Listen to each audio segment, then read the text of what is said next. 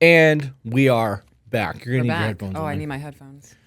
So we decided that since you guys have a drinking game, for the rest of the night, we're just going to tell dad jokes. And I'm going to flirt with Peaches. So good luck with your alcohol poisoning. And we'll see you guys tomorrow. No. Get fucked. Yeah, definitely not doing that. I do not want to be the reason that any of you get alcohol poisoning. Yeah. But I do think it's entertaining that you guys have a fucking drinking game based around our podcast. That is funny. All right. So we have somebody that's going to be part of our Zoom, I think. And we are going to be doing a live email read. As long as Zach's got everything set up on his end. I don't even know if my audio is working on his end. It is. I've got the email ready for you to go. We've got our first guest with us. Okay. I have the email pulled up. Peaches, if you go to... Okay, perfect. Is it the short one? I clicked the one that says live read 1. Okay. Is that the one, Zach? That is indeed the one. You guys are fucking on it. All right. If they're in the Zoom call, we can just jump right into it. All right. So this is titled Strict Mother. Hey, Chris and Peaches. I love your podcast. My boyfriend introduced me to y'all, and I've enjoyed how similar we think and how our relationship dynamic with our partners work. The reason I'm emailing, I'm 19. I have a very strict Christian mother who doesn't like my boyfriend. We've been together for over a year and a half, or his family. She would prefer me with someone who is a Christian and doesn't like our small age gap, even though she and my dad have a much larger 10-year age gap. What was the age gap? She didn't say. Okay. I try to conceal parts of my personality from her in order to salvage our relationship. From experience, that is not worth it. Not worth it. Sometimes it's good. However, when I bring up certain things, even small things that have nothing to do with her or her body, such as a nose piercing, dyeing my hair, or getting a tattoo, she gets very upset, and then proceeded to quote the Bible, Proverbs 11:22, in order to make me feel shame about wanting to get it done. Hold on. Which one? Proverbs what? 10:22? Well, they included it. It's here. Oh, okay. It says Proverbs 11:22, a beautiful woman who lacks discretion is like a gold ring and a pig's snout. So she's quoting a woman's actions being compared to that, to you getting a septum piercing? Okay.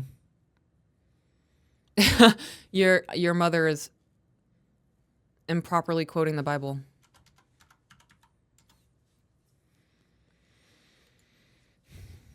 Hang on. Okay. I got myself a little kitty dessert ice cream, and I'm eating it with a fork. Okay. So real quick, Proverbs 11:20 through 23, because sometimes you need context. That they are of a forward heart are an abomination to the Lord, but such as are upright in their way are his delight. Though hand join in hand, the wicked shall not be unpunished, but the seed of the righteous shall be delivered. As a jewel of gold in a swine's snout, so is a fair woman which is without discretion. The desire of the righteous is only good, but the expectation of the wicked is wrath. So this is not about a body piercing. No, it's not. This is about being proper in stature. Yeah. Okay. So is she saying that you getting a piercing makes you not proper? There's a lot of belittling that comes from that. Like, that's not how you handle that situation. It's not. I'm also curious of the age gap. So if you're in the chat, what's the age gap? Or in the Zoom call? Mine and my boyfriend's age gap is about 7 years, and they're actually not 10 years apart. They're more like 12 years apart. Okay. I accidentally typed that in the email. So you're 19 and he's 26? 27, yes. Okay. Okay. I currently still live with my parents and pay no bills at the house, just my phone bill. I want to fix my car, which cost about $2,500, and only have $1,000 saved for it. After the car is fixed, I want to get it into my name so that she can't threaten to take it away from me when I bring up moving out, like she did when she found out I had sex for the first time with my current boyfriend at the beginning of this year. Your mom's very much over-involved in your life. It sounds like it. But see, there's other things that I want to touch on in that, because though I agree she is very over-involved, there is a level of just trying to protect my kids, and I get that. But she's doing it in a way that is unbehooving of a mother. If you don't want your kid to get her nose pierced and you think that it's not ladylike, you have that discussion. Right. You don't shame them by using God to make that a thing. Like, I have a hard time with that. I also am a very big proponent that if you are living in your parents' home, you have to kind of honor their rules. Right. And if she bought the car, then you have to buy the car from her in order to get your name off of it so that it's your car, because otherwise it is her car if she bought the shit. So, like, I don't know. That's a tough one. It sounds to me like the mom is overly Christian and not understanding, because it says in the Bible that you should love the person and hate the sin. Right. So even if you are doing things that she disagrees with or that is ungodly, and here's another thought, if you're not a Christian, it doesn't matter. Yeah. Because you're not supposed to judge others, meaning Christians. That whole judge not lest you be judged first thing, the rest of that scripture goes into talking about judging non-believers as Christians. You can't do that. So when people accept Christ and try to live as Christ in the way that we're supposed to be living, as the Bible tells us, it's different. So, like, I don't know if this young lady's a Christian or not, but, like, mom needs some etiquette. She needs a... Think you're better than Jesus? Right. I want to move in with him. However, I should be sleeping in the same bed. Wait. I want to move in with him. However, I would be sleeping in the same bed. And my mother, being a super Christian and also a toxic mom, would flip if I told her. That's none of her business. Yeah, once you move out, it's not her business. I don't mean this in a negative way. The umbilical cord needs to be cut. How would you feel if I tried to get my mom on here real quick? Okay. Yeah? All right, hang on a minute.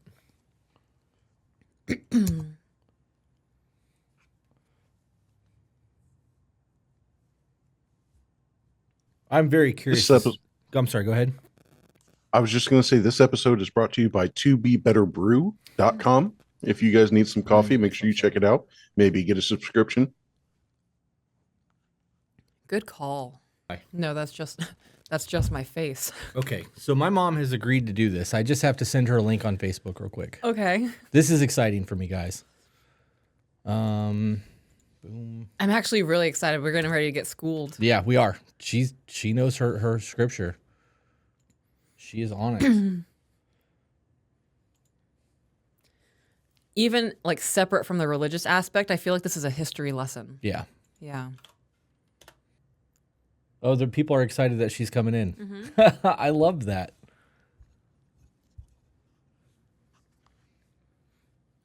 Your mom's a big deal. She is to me. So she's great. Yeah. Woman literally saved my life. If she ever felt comfortable coming onto the women's segment, I would be honored. Yeah? Yeah. Tell her that while she's on. No, I'll do that in private. I don't want... I don't want to put her on the spot. Yeah, I don't want all these people pressuring. Yeah, I get that. Not like negatively, lovingly. Our people. You're our people. Me correcting myself in the moment. I'm going to say Proverbs 11:22, and your mom's going to know exactly what I'm talking about. She probably will. Yeah. I love that. I want to get to that point. Hey, I think I made it. She did. Hey. Hey, how are you guys? I'm so excited that you're here. Me too. Oh, yeah. Okay, so we're going to read an email to you, and you can pause this whenever you want, but I would like your opinion on some things, and I think that you're going to have good ones. So can you... Okay, before you start this, are you going on the basis that I was an overbearing Christian mother? No, not even a no. little bit. Okay. We have you here more for your knowledge. Oh, my goodness. Okay. All right, so where do you want me to start, babe? Just start with just start at the 19 years old thing. Let's just start at the beginning. Okay. So the reason I'm emailing, I'm 19. I have a very strict Christian mother who doesn't like my boyfriend. We've been together for over a year and a half, or his family. She would prefer I be with someone who is a Christian and doesn't like our small age gap, even though she and my dad have a much larger 12-year age gap. I've tried to conceal parts of my personality from her in order to salvage our relationship. Sometimes it's good. However, when I bring up certain things, even small things that have nothing to do with her or her body, such as a nose piercing, dyeing my hair, or getting a tattoo, she gets very upset and then proceeded to quote the Bible, Proverbs 11:22, in order to make me feel shame about wanting to get it done. This is where I was like, we need to call my mom. Well, personally, Nasa got one, and I do think she looks like a pig, but and that's up to each individual person. Right. I mean, well, you've never been a fan of my tattoos, and like you've made it very clear that you're not into that, but you've never once shamed me for having them. And my issue that I have in this is that she brought up Proverbs 11:22, which we pulled up. And in the grand scheme of it, like I feel like she took a very small segment of that scripture and manipulated it to fit her means in the moment. And I have a big problem with that. And that's why I was like, all right, got to call my mom because this doesn't seem right to me. hang on, I've got my Bible.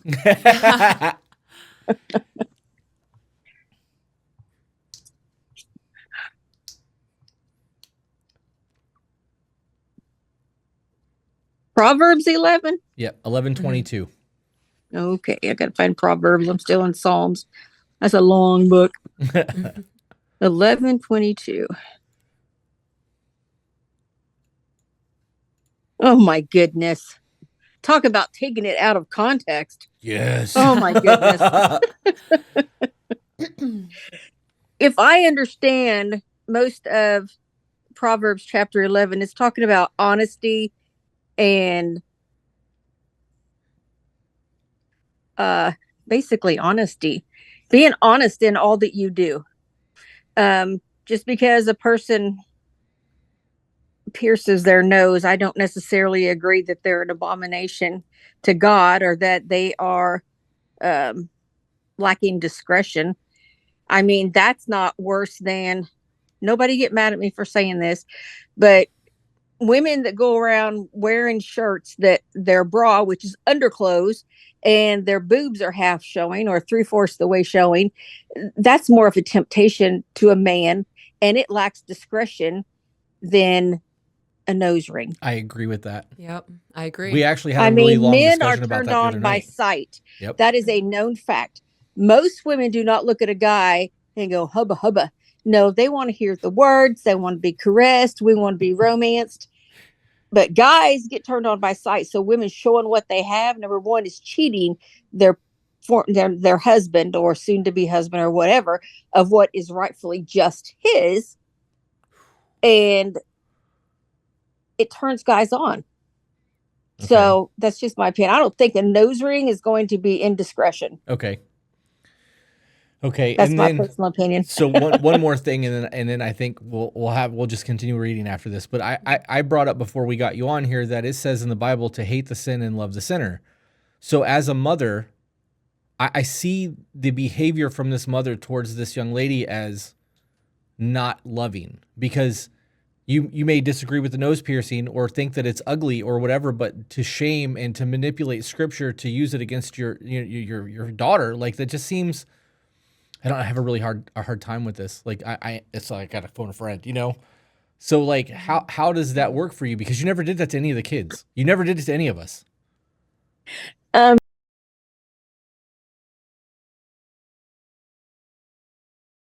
I just had this discussion like 3 nights ago. She's decided she's gay. Mm. And that's her right.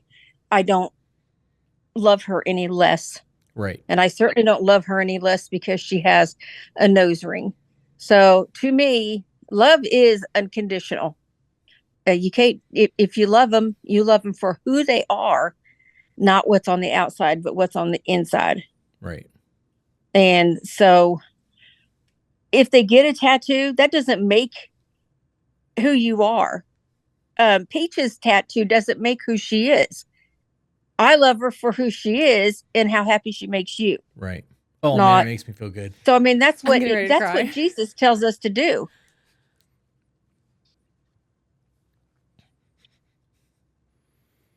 Did I lose you? No, I started getting emotional. I was trying not to cry. I'm sorry. Okay. So we cleared that.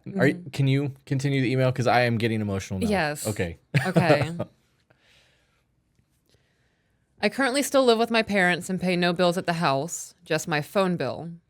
I want to fix my car, which would cost $2,500, and I only have $1,000 saved for it. After the car is fixed, I wanted to get it into my name, so that way she can't threaten to take it away from me when I bring up moving out, like she did when she found out I had sex for the first time with my current boyfriend at the beginning of this year. Oh my goodness. That's a lot, right? Like, that's very...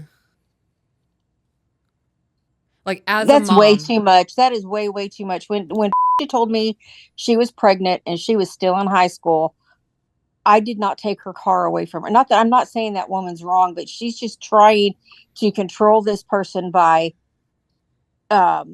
she's doing all she can to not lose her child and to be in control. This woman wants to be in control, and she's not letting the person live their life. And they have to live their life. They have to make mistakes all on their own.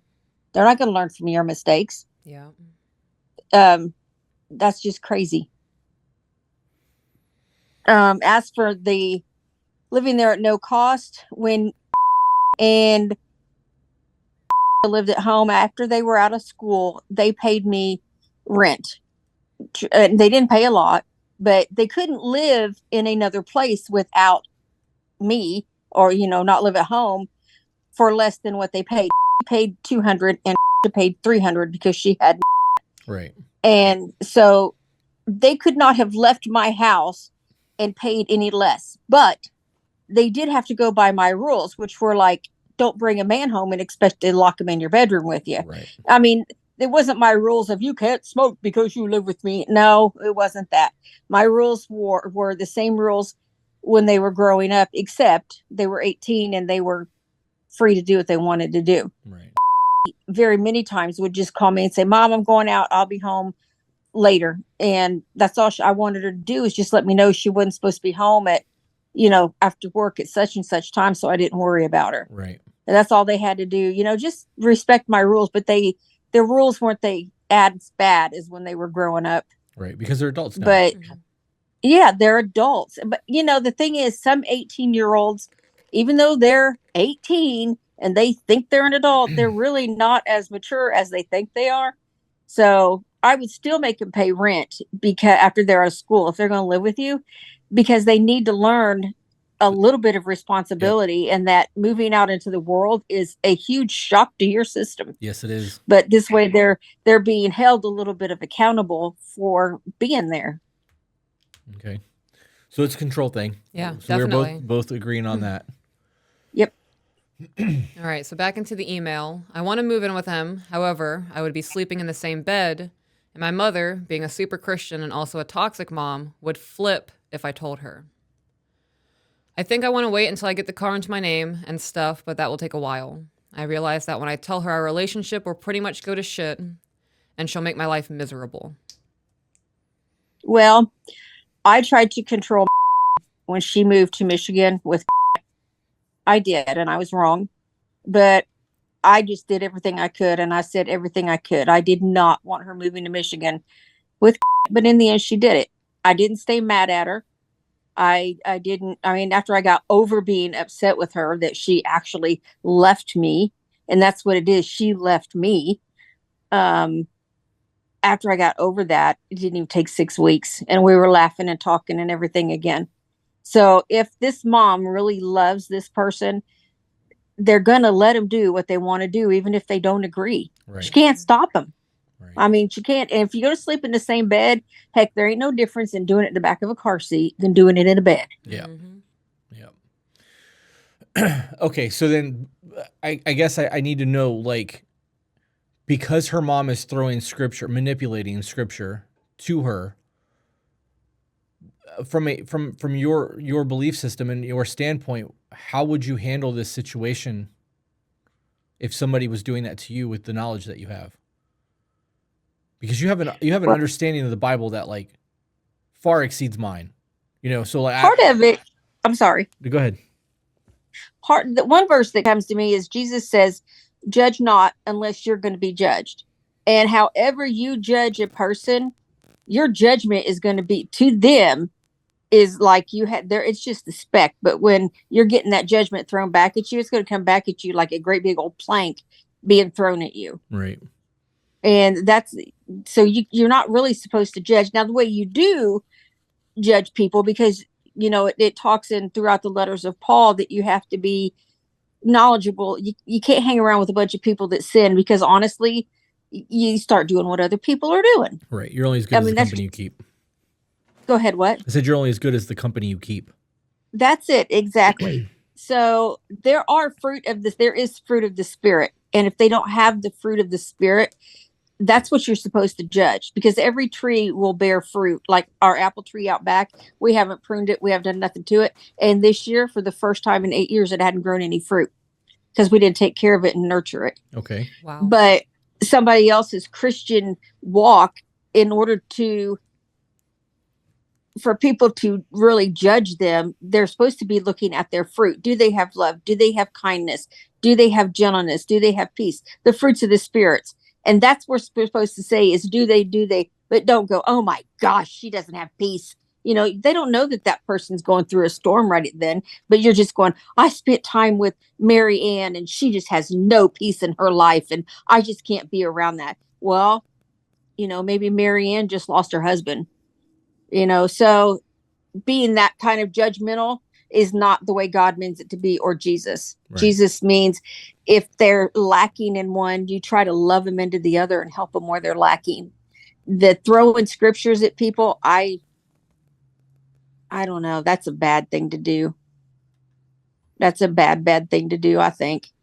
Okay. And I think it just comes back to control. And one thing that's bad is the child may not have the same perception of the Bible, or I guess belief of the Bible, as what the mom does. So if she looks at her daughter and says, hey, that's fornication and you're going to go to hell. Well, it also says that lying is a sin. Have you ever lied? Right. So sin is not really equal. I believe there's 4 or 5 stages of sin, but even still, God didn't call it that I know of. He could have fornication, sex before marriage, a fornication or an abomination. But there are other things that he did call an abomination. And one of them is being a consistent liar. That is abominable to God. But yet, as far as I know, he didn't say having sex before marriage was abomination. He just says, you guys better get it together and get married. Okay, that's what it says. Mama, she's in the chat and she wants to chime in and say something. So who, the girl? Yes, ma'am. She's in here. You called me ma'am. Yeah. Sorry, it's habit. Didn't mean to do that. Actually, that just flew right out. That's all right. If you're in here, if you want to chime in, you're more than welcome to. By all means.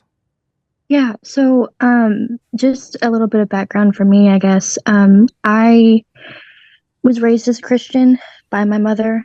And about a year ago, I spent an entire year at a very strict Pentecostal school.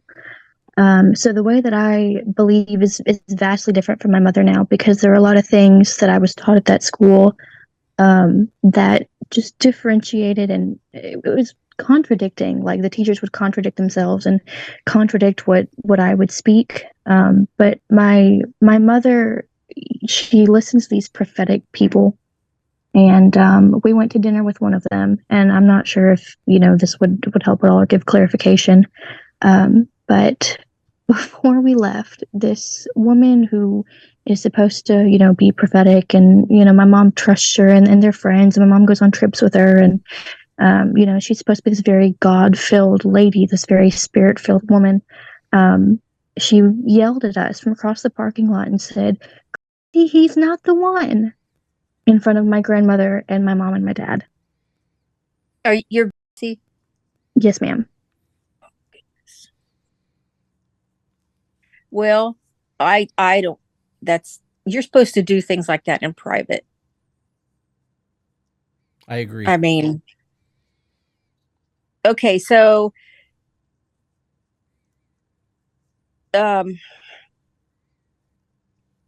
I'm not you sure how you all feel about prophetic, but that also kind of well, helps with what's going on currently. well, to me, being prophetic, I think you're trying to say that they have what they call words of knowledge, that they just know things that the Lord tells them. Is that what you're talking about? Essentially, how they do it is, of course, I was kind of like raised this way almost, and it's just been around it since I was like 10 maybe. Um, but how it goes is you're basically sitting in a room full of people, and like she's singing or just talking, and she'll get like this quote unquote like word from God, and she'll get images or just words from God, and she will literally speak it over that person. Mm-mm. Sorry, I don't know that I believe I in go to a that, to church. be honest. I go to a church like that. You can ask Chris. He went with me. I went to that kind of church where we believed in the move of the Spirit. But I mean, no, when you speak like that, you're speaking like words into existence. It's like, here's an example. I was at church, and this lady who was, I guess, an elder in the church, and she said over me that I needed to start fighting and resisting rejection, and I needed to get rid of the root of ejection, not ejection, rejection.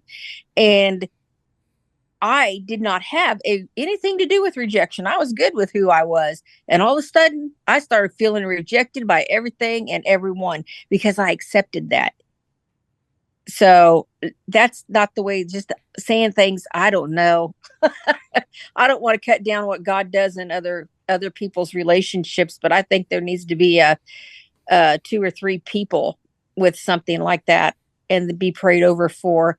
I mean, God tells me things. An example was my daughter. She kept complaining that she wasn't as close to God as she used to be.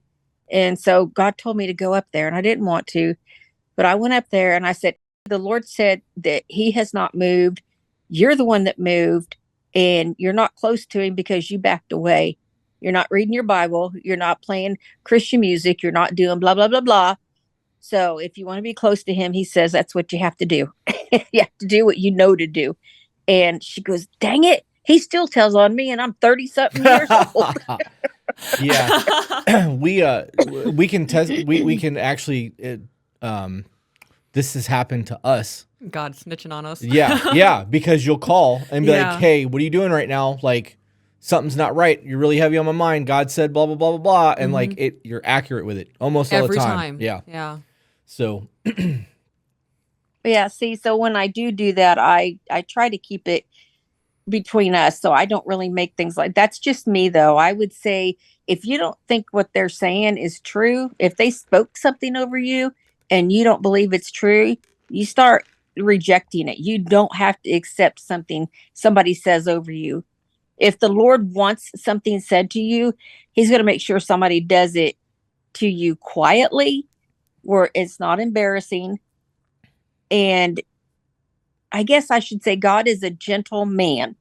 If you know anything about the Old Testament, when Elijah ran away because he was scared to death of Jezebel, he ran and ran and ran and ran, and he went to this mountain. And it says that the Lord had a fire. He wasn't in the fire. And then a wind came, and he wasn't in the wind. And all these other things came, and he wasn't in it. But then there was a still small voice. And that was the voice of God. And that's the way he is now. If you want to hear from him and know whether what your mother says to you is true or anybody else, get alone with God and he will tell you. You don't have to accept something everybody says over you. Did I lose y'all? no, I'm taking it in. Yeah. You have, Yeah, I'm crying. You're good. I'm just crying. I'm sorry. we have an entire chat going here, Mom, and there are so many people here who are like, you have no idea how much I needed this tonight. Oh my goodness. Somebody else said, I would watch this every week. Big Danny from Discord said, I hope Mom is doing okay. I think about her often. Roni said, I needed all of this. Didn't know I did. I mean, it's just, people are absolutely loving the fact that you're on here doing what you're doing. I did my not goodness. expect this kind of feedback. I was just excited to have you on here to talk about this because it's relevant to the conversation, but the chat's going insane. Wow.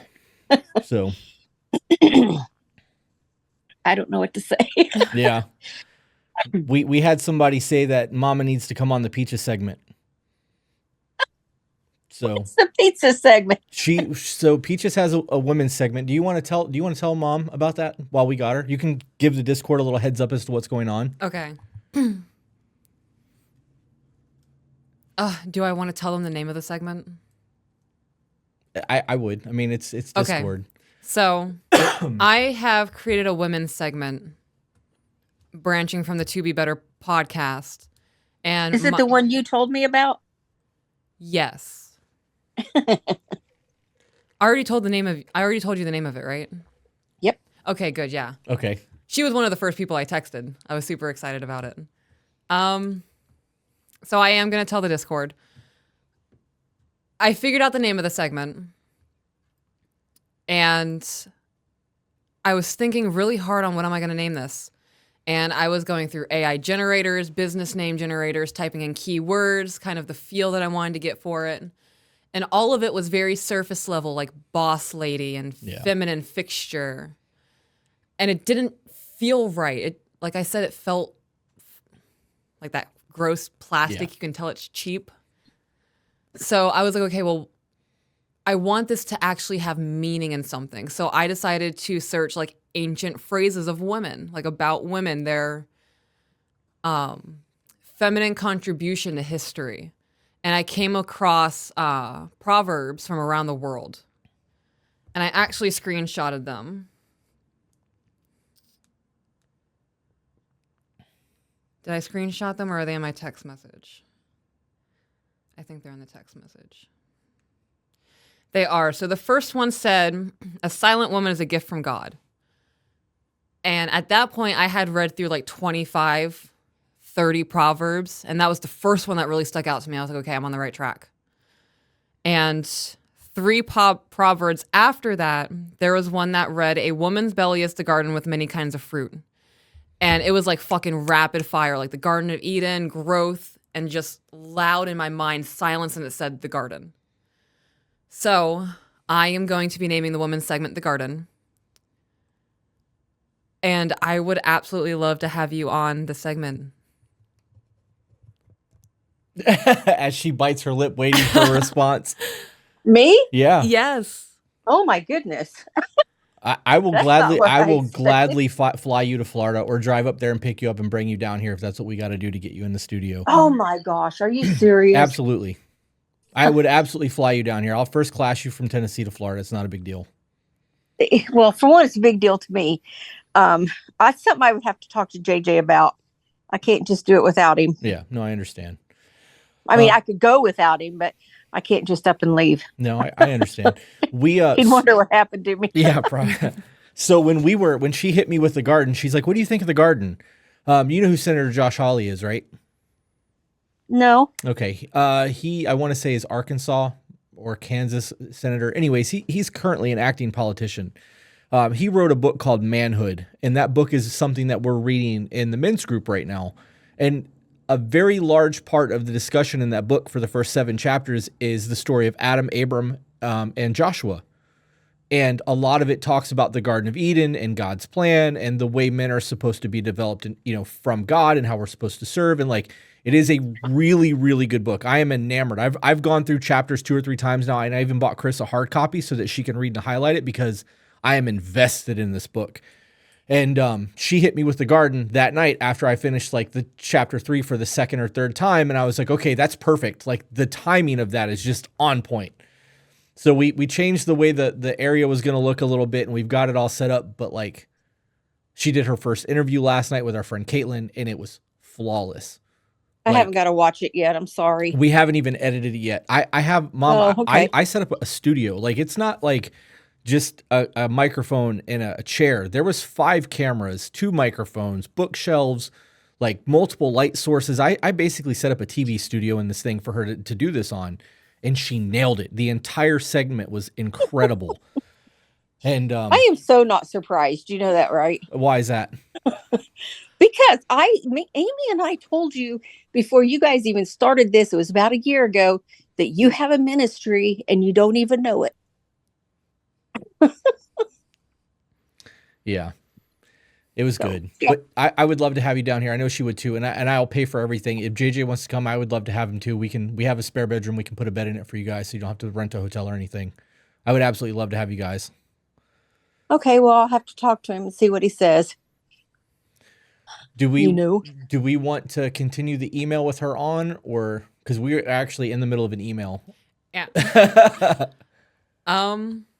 I mean, I'm Sorry. enjoying this. Okay. All right. Well, then let's just keep reading then. We'll go. Are you available to continue doing this, Mama? Yeah, I'm not doing anything. JJ's at work.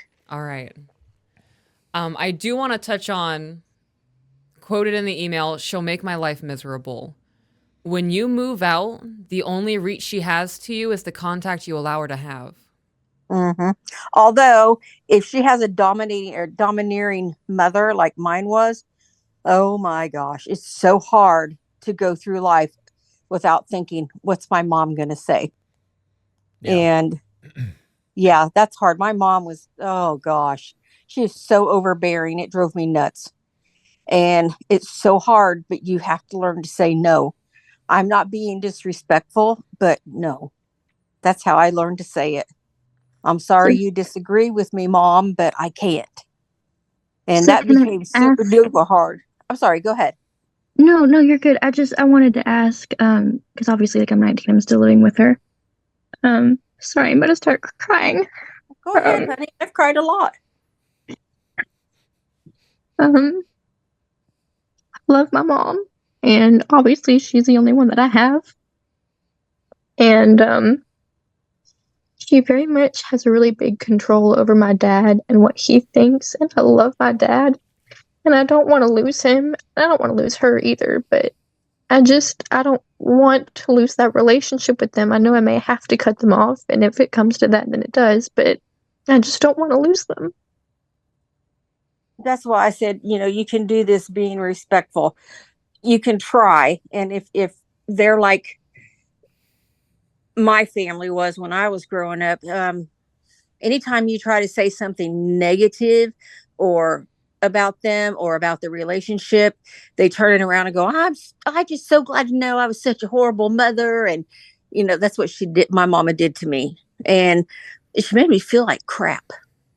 But I learned that that's just her realizing she doesn't have control and she's trying to find another way to control me.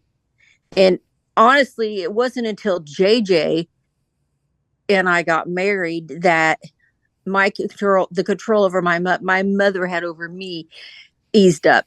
And that's because he was the first person to stand up to her and say, no, it's not going to be this way, Joyce. I'm sorry you don't like it.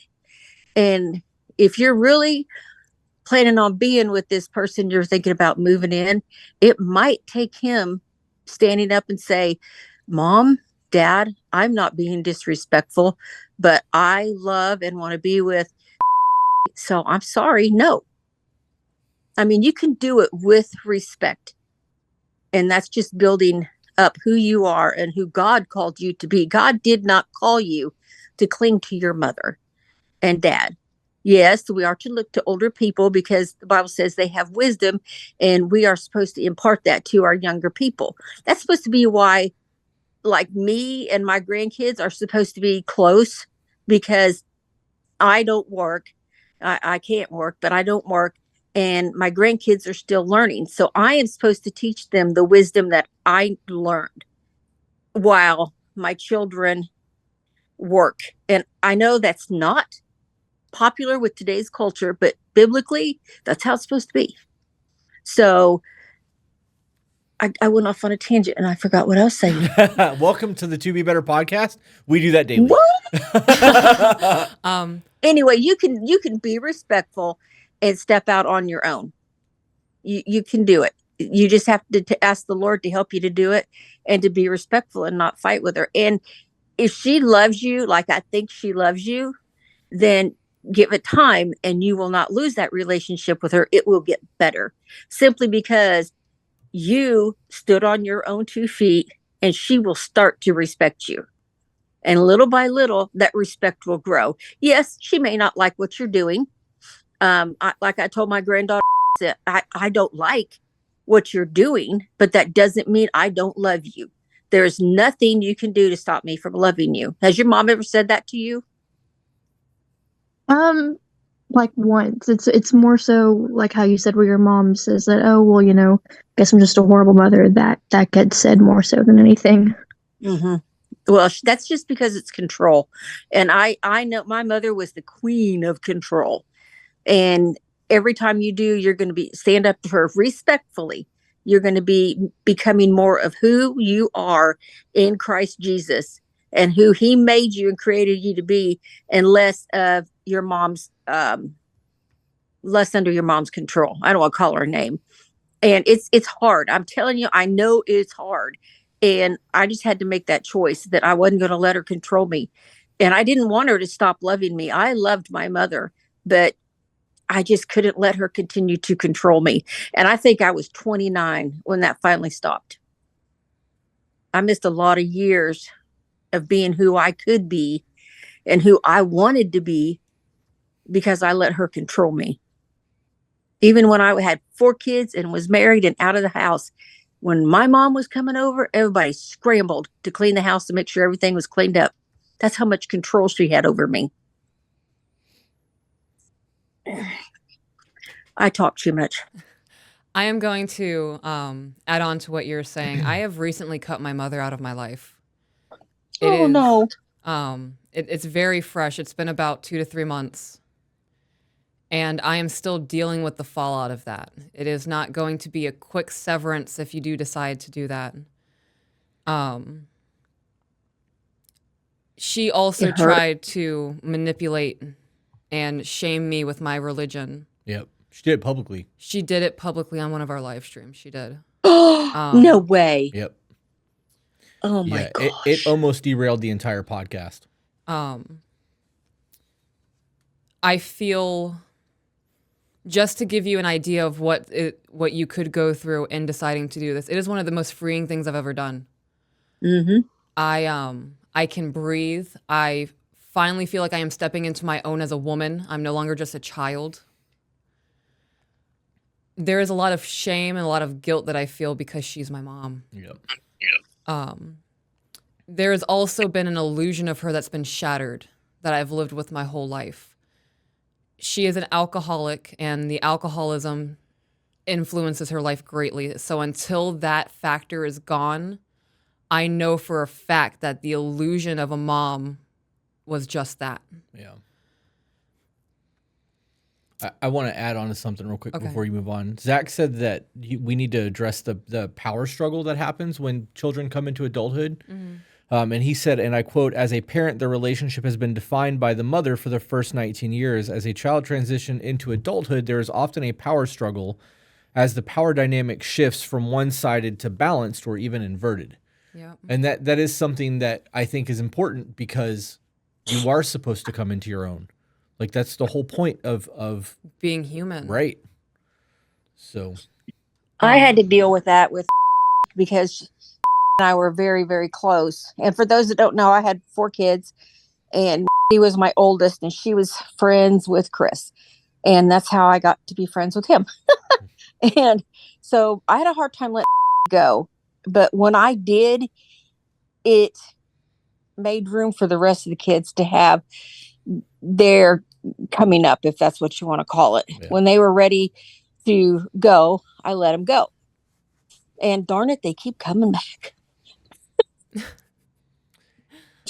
You know you like that we keep coming back. Well, not you guys. Yes, you guys. I love you guys coming back. I meant Brandon. You know. Yep. But yeah, I mean, the first one was really hard, but I learned when she was 18 that I had to let her go. She quit college, scholarships, and gave it up and went to Michigan to be with a guy. Yeah. And let me tell you, I was not a happy camper. Well, I believe it. But I know I loved her enough that if I wanted her in my life, I had to accept it.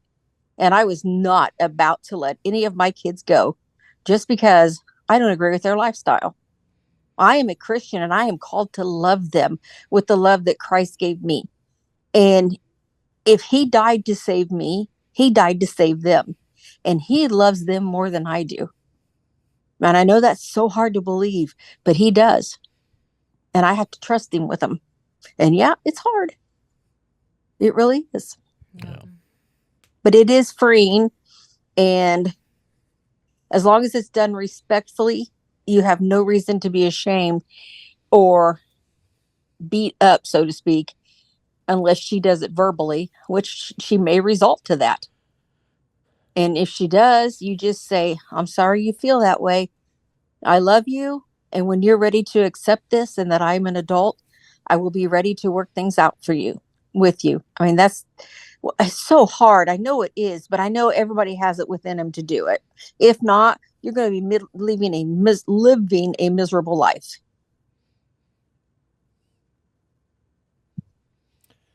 This chat is insane. Yeah. So, Jessica Piotr said, it's crazy you can see the love Chris has for Mama. Somebody was like, Aubrey Newton said, Chris, you have one wonderful mother. So for you guys who don't know, Danielle is actually my adopted mom, like, and not legally adopted. She took me in and saved my life. And,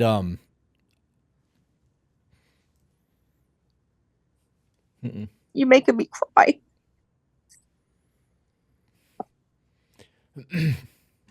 Nope, not doing that. Can't do that tonight. I had a very, very bad childhood, and Danielle came, like, we moved in next door to them at a time that I think I needed to be there most. And her husband JJ and their family helped mold me into the man that I am, because I saw the way that JJ was with her, and like I saw the work he put in, and he took me to work with them, and like I got to see a family unit that I didn't get to ever experience.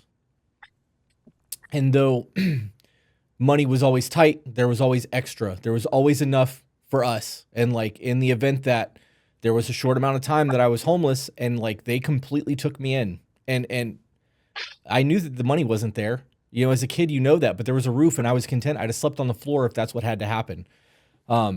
So for you guys who are saying that I have a great mama, like, there's a love and a respect there that I don't hold for anyone else on the planet besides those two. So I am very, very grateful and very blessed. So the opportunity to call and get her on this because of the situation, it's all relevant to me. Like, I've experienced a lot of this. I've experienced the mom issues like you wouldn't believe.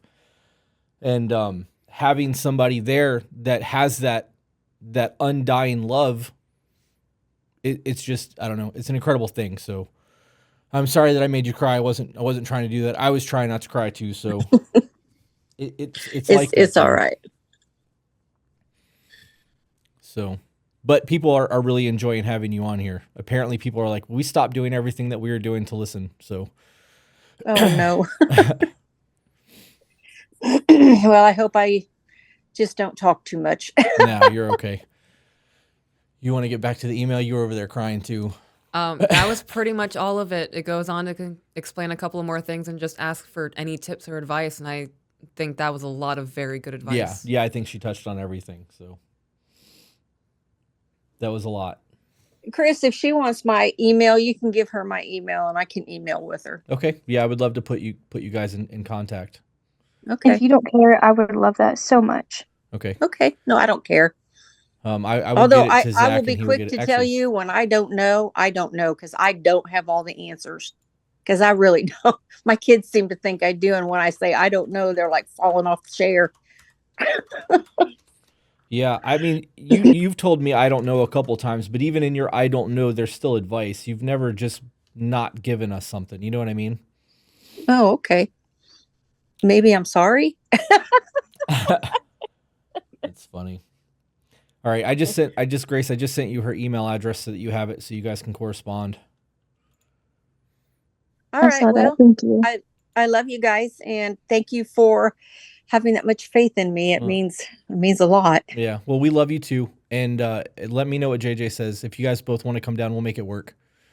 And okay, honey. If you come down when we have the kids and you guys don't want to be in the house, I'll put you in a hotel. It doesn't matter. We'll make it happen. Okay, I'll talk to him. Okay, thank you. Alrighty. I love you both. Love you too. Love you. Bye. Bye. Bye. Bye. So hard not to be a sobbing mess. All right. We have another email. You okay, babe? Yeah. No. Ugh. I feel very blessed to have that woman in my life. Yeah. Yeah. When I tell you guys that she saved my life, there was a lot of abuse, and she got me away from it. And when I moved in with her as a teenager, I'd already been homeless for like a year and a half. And I went over there. I was like, look, I don't have anywhere else to go. I was doing drugs, like hard drugs, and I was a teenager still. And she was like, if you want to live here, we'll take you in. We'll feed you. You have a room. The only thing that I ask you to do is that you get a job and you stop doing drugs. Mm-hmm. And I did. Yep. I wish we lived closer to your mom. Yeah, me too. Yeah. Me too. It's one of the reasons why I want to move to Tennessee so bad. Yep. I'm not fucking around when I say I want to buy a massive plot of land and just move all of our family to it. Yeah. All right. On to the next one. Hey guys, if you enjoyed that, found it entertaining, funny, or even learned something you didn't know before, share it. And if you're not subscribed, why aren't you? And for those of you who want to support us, get access to exclusive content and live streams, we do have a Patreon. All the links are in the description.